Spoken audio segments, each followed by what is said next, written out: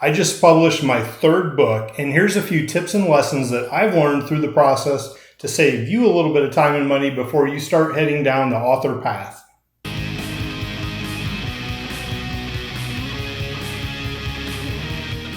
After going through writing and editing and publishing 3 books now, I've had quite a few people come to me telling me that they're interested in writing their first book and just asking me for a little bit of information, what to watch for, so I wanted to put this video together. Like many people interested in writing a book, I was told from years ago that I should always write a book because I'm a good writer, because I'm a good storyteller, because I have all these great experiences and not so great experiences, and it would make a good story. And it's great when people are encouraging for you, but you want to make sure you manage expectations. Just because you got an A in English class in high school doesn't mean that your first book is going to be a bestseller. That's the same logic that gets homecoming queens in the middle of Nebraska down to Miami, and they're not models, and they end up working as a hostess at the front of a South Beach restaurant trying to lure people inside. You want to be confident. You don't want to have doubt in yourself, but you have to be realistic as well. Understand that there are a lot of challenges in becoming a successful author. It's like rock stars, movie stars, whatever. There's very few that actually make it successful. My first book was never intended to actually be a book. I happened to wake up 1 week before open heart surgery at age 34, kind of freaking out, realizing I might be dead in a week. And I needed a way to get my thoughts out. So I turned to the computer and I started typing every thought that I had. And I kept with that through the surgery, in my sketch pad, basically making hand notes through the recovery. And a year later, I kind of realized how much better my life was, how much I'd learned from that experience and all the benefits from it. And I thought, well, why not make a book out of this and share this story with other people so that they can benefit from it without having to go through an open heart surgery. Now, the diary basically that I'd written up to the point of making a book was very personal thoughts, definitely not for public consumption. It was as honest as could be because I never thought anybody else would read it. At the point of wanting to make a book out of it, I did have thoughts about, well, do I need to kind of clean this up a little bit or, make it different and maybe, I hate to say it, but censor some of the thoughts that I'm having. But I knew that it was important to use consistent writing style throughout the book, whether it's voice, terminology, tone of the book. You want it to sound like it was written by one person when the reader's going through it, not like it was 10 stories all stitched together, unless that's the kind of book that you're actually writing. This being my first book, I had to draw the line. I wanted it to be as genuine as possible, not fake in any way. But what that meant is that it was going to have a lot of stuff in there that some people would not want to read. This is one of the lessons that come with any art, writing, music, film, whatever it may be, where you have to think about it and determine, are you doing this for the reader or are you doing this for yourself? And there's a balance of that where you can make it reader friendly without feeling like you're selling your soul, but you have to kind of figure out what that balance is for you on that project. Think about a song or going to a concert where you're hearing political and social views from the performers, and that's not what you want. You just want to hear the music. That's what you paid the $200 for a ticket for. Now, effectively, what I ended up with was a memoir, right? It was my life in that period of time for those couple years. It's what a lot of first-time writers tend to lean toward because it's easier to write about what you know, and who knows us better than ourselves. And we've been told by all of our friends and relatives that we have this interesting life and we should share it. So that's kind of the path that we tend to head down for a first book, generally. Plus, nobody's going to fact check us on what we did in kindergarten, as opposed to if we're writing like a historical book about the Revolutionary War.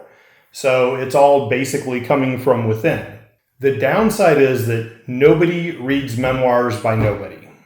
If you're not in the public eye, you're not already well known for something else or have a following, then it's going to be very difficult. Yes, your mom and your sister and your Aunt Kathy might buy books just to support you. Even if they read them, it's going to be very hard to sell a handful of books unless you already have something you're well known for. People need a reason to read your book.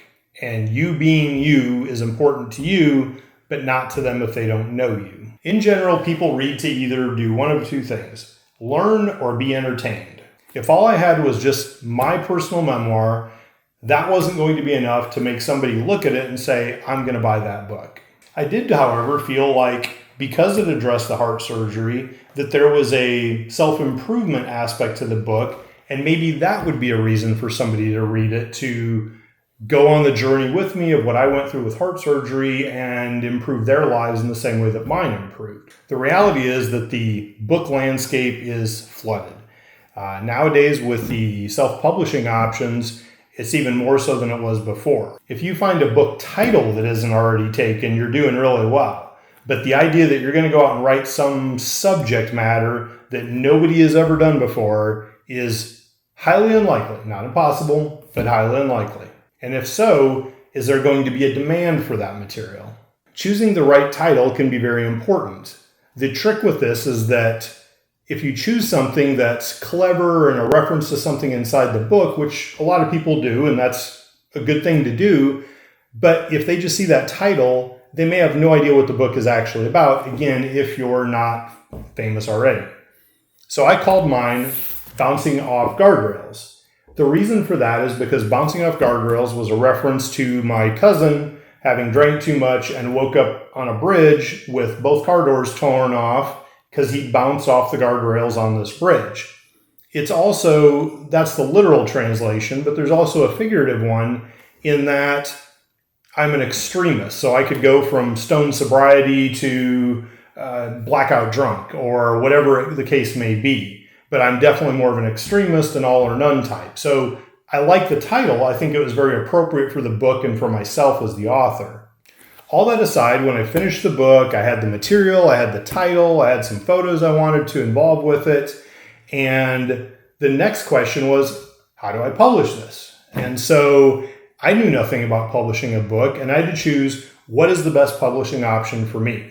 At the time, which is back about 2009 or 10, I found a self-publishing option. It was around $250. And what they did is they actually designed the cover. I sent them the picture and they kind of laid it out and put their text on it and stuff. Again, I provided the material. They laid it out. They got the ISBN number. They got the UPC code and they published it. So they made it available everywhere as far as online goes. Anybody could order a print copy or an ebook at that time. And they were very upfront. There's no marketing we do. That's all on you as the author. For $250, saved me a bunch of stuff I didn't know how to do. I ended up with a product that I could actually go promote. As I put the photos together for the book, I also want to do something else that I thought was kind of clever. And what I did was there were these rock walls on our street and they were constantly getting hit by cars jumping the curb and having to be repaired. So I knew where there was a broken wall. And I picked up a bunch of the rocks, hauled them home, and I painted like cave drawings for each chapter and put those in there because, for anyone that's read the book, it's sort of a caveman kind of very simplistic approach to life. And so to me, having these little rock drawings was kind of a tie-in to the general personality of me as the author when they read it. One of the next lessons after the book was done and ready to go promote was learning the difference between print-on-demand books and offset printed books. Print-on-demand is what most first-time authors will do because there's no risk. You basically don't print one until somebody orders one. The offset print books, like these two, are where you actually do a print run. So you have a printing press and you do what we call offset printing, and it prints a whole bunch at once, like 2,000, 3,000 copies, whatever it may be. Your first instinct, and mine, is generally print on demand is the way to go. I don't have to pay a bunch of money. I don't have a pile of inventory that I'm going to eat someday if I don't sell the books. Why wouldn't I go with print on demand? Well, I soon learned why. Shortly after publishing Bouncing Off Guardrails, I had my ISBN. I wanted to try to get it into stores. So I contacted brick and mortar stores, not just contacted, but I took tours through Florida, Texas, Iowa, Colorado, hit every bookstore I could on these trips, went in with copies of the book, found out quickly that I had to make it available through the individual bookstore's warehouse. So I had to do some paperwork and submit that. I also learned that if you want to do a book signing, you have to do this as well and have so many copies in the store. What I learned was that the print on demand is sort of like herpes for books. It means people don't want to touch it. They don't want to go near it because in their mind, anybody can go out there and do a print on demand book and do the paperwork like I had done. And for $250, anybody gets to be an author. So why would that bookstore go invest money into having those books on their shelf, taking up precious inventory? I hit that roadblock almost everywhere, and the only success I had getting it in any of the stores was to go in the store, in person as I mentioned, give them a review copy, and basically plead with them to carry a few copies on the shelf. So that's the downside of print on demand as opposed to an offset print. The bookstores then look at it as, hey, somebody has enough confidence in this material that they've invested the several $1,000s to do a print run. And so it shows up differently in their computers, and you don't get the red flag that you get with the print on demands. Knowing that information, I went to another publisher who was able to do sort of a hybrid. You have your traditional publishers that, they pay you for a book like the old days, and you send them the manuscript, and then they print the book and market it and sell it and all that and give you royalties. The hybrid approach is where you have a small enough firm, I'll say, they are capable of doing an offset printing. They still do all the ISBN for you and the book layout and whatever else. And so in talking to that firm, they also had some pretty, experienced people on staff. They set up a couple calls with me. I think I spent like $3,500 to get that first run of books with a little bit different cover. And I do like the cover that they did, because it made it look like kind of an old West, wanted poster or something. And they claimed that they would help me with the marketing. That's why they had this team. So again, we did a couple calls. Well, on one of the calls, and the first piece of good advice that they gave me is you have to get on social media these days. And again, remember, this is 10, 12 years ago. I was not on social media at the time, but they said that you have to do that nowadays if you want any kind of a following or anybody to hear about it. You have to be present on the interweb. Beyond that piece of advice and the cover design they did, I was extremely disappointed. I kind of feel like I got the bait and switch on it, because the only advice they gave me beyond that was, well, you should pull all the cuss words out. And I wasn't going to do that. I said it's important for me to be genuine. And big picture, it wouldn't have made any difference in sales anyway. If anything, it probably would have hurt the sales. So we had this new book, and then they said, we're going to bring in a PR rep or firm to help promote this and get you interviews, etc. And I thought, great, that's what I need. That's the missing piece of the puzzle is I have this product that I'm happy with. Now, how do I get it out there? So they set me up with their PR firm, she was actually based in England, I believe. And she was on one call. I had to pay her $2,500 on top of the $3,500 I'd already paid the publisher. They highly recommended her. We were all on a call once. I had, I think, one other call with her. And then she went radio silent. She never did a damn thing for me again. Took my $2,500, ran back to Buckingham Palace or wherever she lives, and I never heard from her again. When I went back to the publishers and I said, hey guys, you recommended this gal, and she fleeced me for $2,500. Where's your responsibility in this? I kind of want you to partially pay for this, if not in full, because you're the one that told me to go to her and she screwed me. And then, of course, they said, hey, that's between you and her. We've got no involvement. So overall, that publishing effort was a huge mistake for me. I basically spent $6,000 to get no further ahead in the world than what I would have been if I would just stuck with the $250 self-publishing in that particular case. So the lesson is to be cautious and very clear about scope with your expectations of anybody, whether it's a graphic design, whether it's a publisher, whether it's a PR firm, any of those things. Because I've had, multiple experiences where they go sour. Some try really hard and just can't get it done, and others are legitimately trying to take what money they can for doing nothing. After the book had been out for a while, I read all the reviews, of course, on Amazon, and I talked to friends and family who I knew would be honest with me about feedback. And it was very good to value honest feedback on your book, because that's going to help you learn for the next project on what you can do better. Now, I'd never used an editing service, but I know how to do grammar, I know how to do spelling, I know those things are important, but I'd always done that myself and I knew the basics of it. However, there's a big difference from writing a technical paper or a contract versus writing a book. And there were several helpful suggestions that I got about, mentioning a character but no context to tell who they are or why they're in this book, or the flashbacks were in the same exact font and text and everything as what the current time is. So there's no differentiation, which made it confusing. And I took all those and very much appreciated them, again, because it made me a better writer. I learned more about how to write a book. And one of the biggest things coming out of that is you write a book so that it's easy to read for the reader.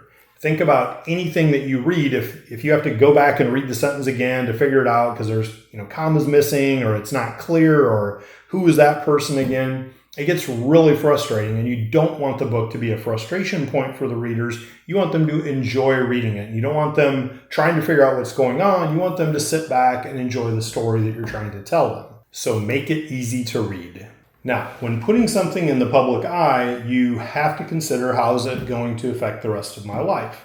This one especially, knowing that there was very graphic information and details in there that nobody should really know about me, I used a pen name for the book because I wanted to separate the person that wrote this book from the person with the day job that I need to make sure I still have.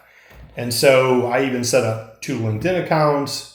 Just tried really hard to keep it a little bit quiet from coworkers because especially something that graphic, you never know how that's going to go in this hypersensitive PC world of ours. Some family members were horrified by what I wrote in the book, and I can understand why. I had girlfriends later that, read something in there that were the thoughts of a person almost a decade earlier and, jumping all over my case for it. So just really think about, as you put something out there that's out there forever and everybody can read it. So just consider the impact of the book on other areas of your life.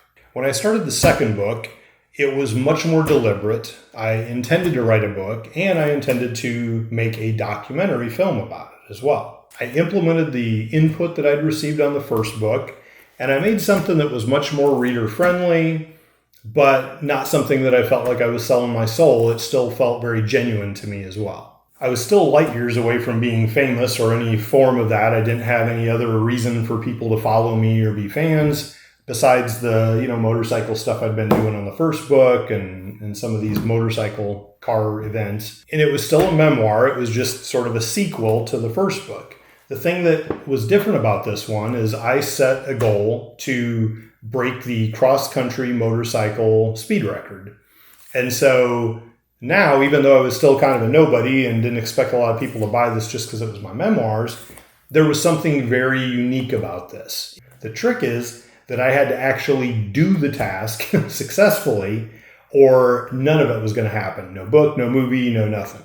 Everything really depended on me breaking that record. Now, I wanted to capture the preparation leading up to it because that's part of the story as well. So I kind of picked up where the previous book had left off and then carried that through the preparation and on to the ride. I didn't want to wait until the ride was over and then go back and try to recreate all the prep work. So I wrote the book as I was doing all the prep in that, and again in diary format like I'd done on the first one for consistency, because I knew it was better to write thoughts as you have them versus try to go back and create them later. Not only is it a memory issue and trying to remember what you did that day, but it's also, these are books and you're trying to create what you felt at the time, and it's hard enough to remember what happened, let alone your reaction to how it happened and how you felt there and how to use those words to create and connect with the readers. The title of the second book was No Limits, No Regrets, which is, again, building on that extremist lifestyle that I celebrate. I've gone through and I've survived in the first book through heart surgery. Now I'm trying to go a step further and go out and succeed at something. Now this time I again went with a hybrid publisher, but obviously not the one from before. It was about the same, $3,500 cost or whatever to do this print run of 3,000 books. They were very open. We're not going to help you market this or anything, but The nice thing about them is they were a subsidiary of a larger traditional publisher. So in the event that the book actually would have gotten popular, then you'd have an open door to contracting with the main publishing house. So I was much happier with that experience. They went through, they designed the cover for me again, gave me all the options, much more cut and dry, no smoke and mirrors and telling me they're going to do something that they're not. As I went further into the process this time, I learned that writing is an art and books are a business, and a business of which I really knew nothing about. I never really understood it on the first one, didn't really understand how it worked here. In theory, you get royalties. I remember getting some from the original publisher on the old book, but it's clouded because you've paid them a lot of money to print these books as well. And so they have this inventory that they're going to go make available everywhere, and they're going to go ship it for you and do whatever. I've got a stack of books here at the house that I can sell on my website, but there's certain rules about you can't sell and conflict with what a book distributor will and whatever else. All I really knew is that the books that I sold from here at the house that I shipped and sold for, off my website or whatever it was, that I could control those. I knew that the books were already paid for.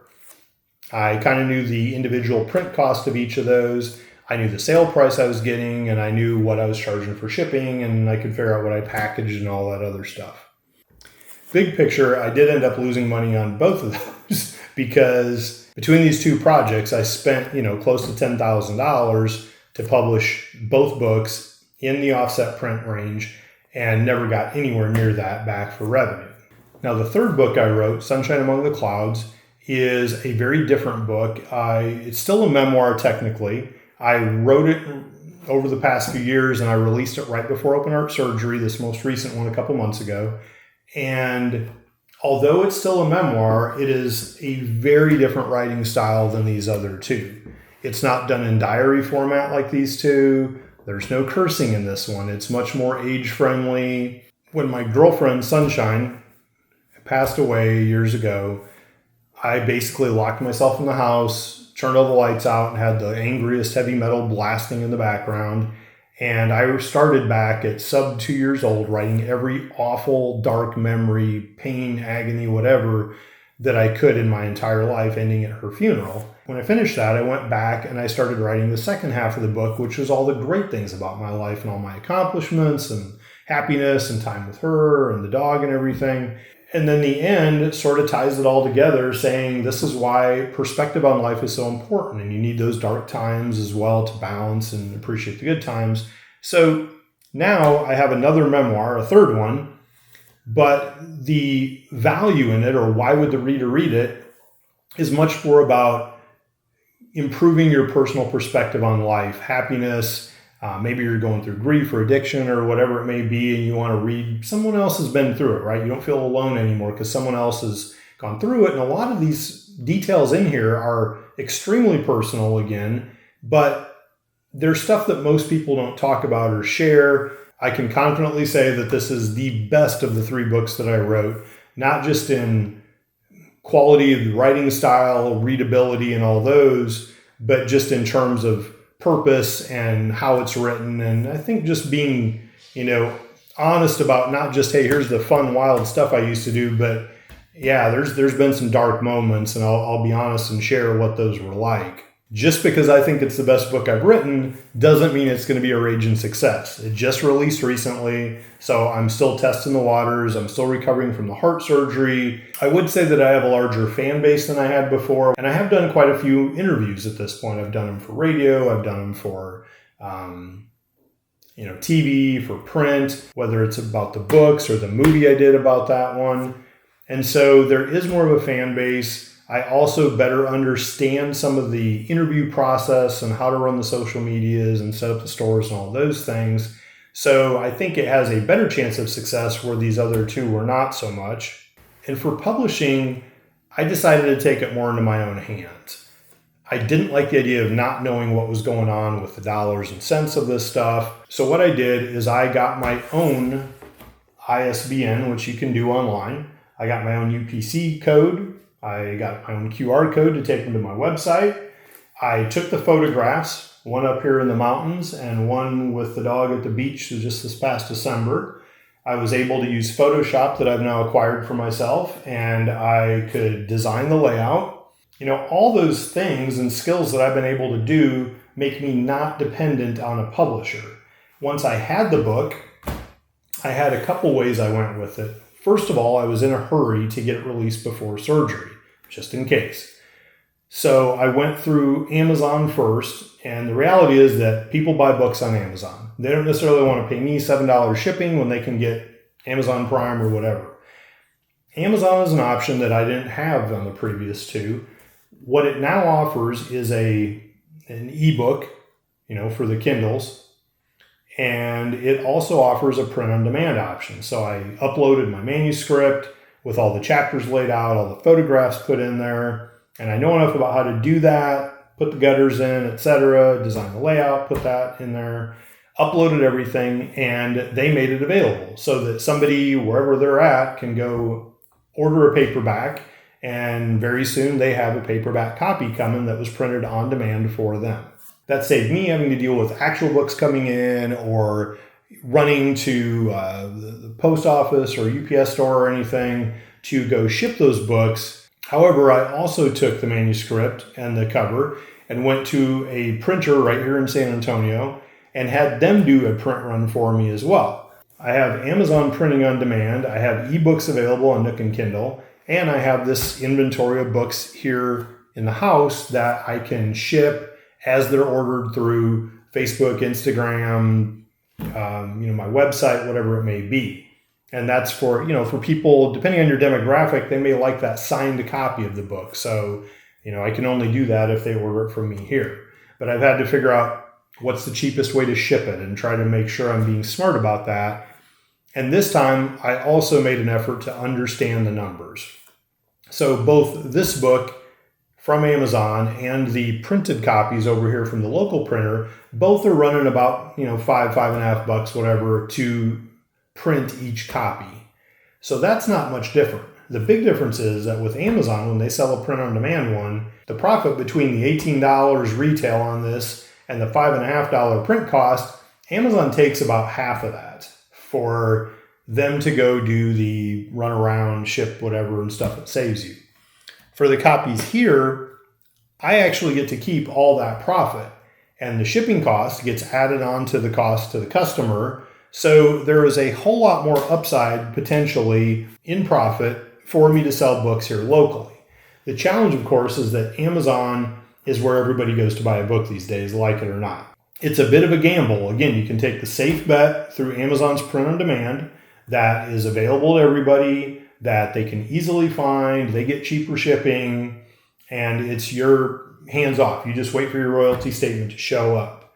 If you feel like there's a chance you're going to sell a lot of copies and you want to go with an offset print, you're able to do that knowing that you're going to make a whole lot more profit. I think I only need to sell half of the stack of books, and I basically come out further ahead than if I would have sold all those on Amazon. This should give you plenty to think about as you venture out to becoming an author and writing your first book, or maybe you've already written one and you just want to learn a little bit more about what someone else has experienced. If there's anything I missed or you have questions, please leave in the comments below and I'll do my best to answer those. Other than that, I wish you the best on your writing journey. Subscribe to my YouTube channel below and let's celebrate turning fuel and air into adrenaline.